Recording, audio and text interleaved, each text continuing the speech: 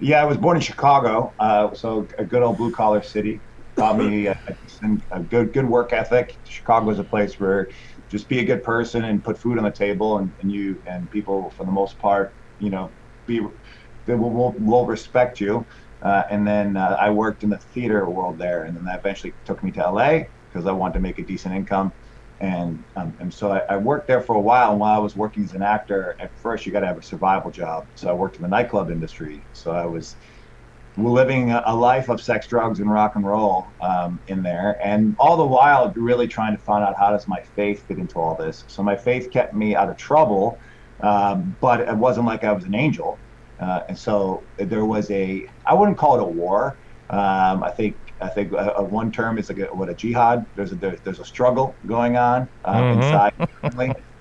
And so at times, though, that I would just try to keep an open and honest conversation with God the whole time, saying, God, these temptations are coming. What do I do?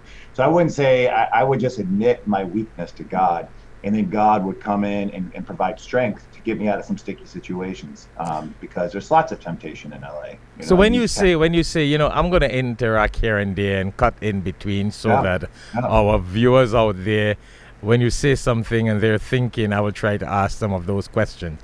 So okay. you were in the nights, you were in the clubs, in the Uh, club, in the day you were acting.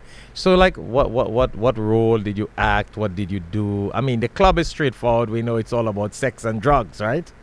Alcohol. I mean, it's I start to look at it being like this is sort of like a secular church. I mean, you got the DJ who's like the priest, the people taking things, in the church, we take the sacrament, and there they're taking whether it's alcohol or other drugs to try to find a salvific moment, try to find kind of salvation. They're escaping a lot of the ups and downs of life. And so I was like, if we could tap into this somehow and bring out the holiness, it just taught me a lot about what people are seeking in life and why can't the church offer that.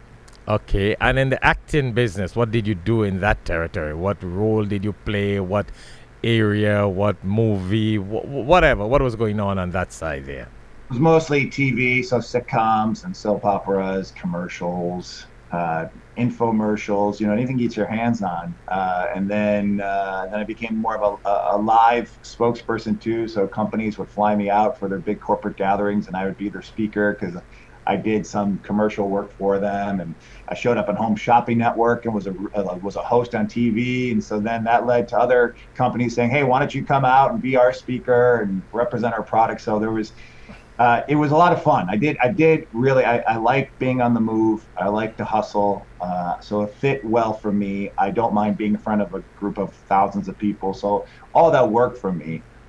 But there was all the while in the midst of all this, there was always this a growing and let's say maturing relationship with God.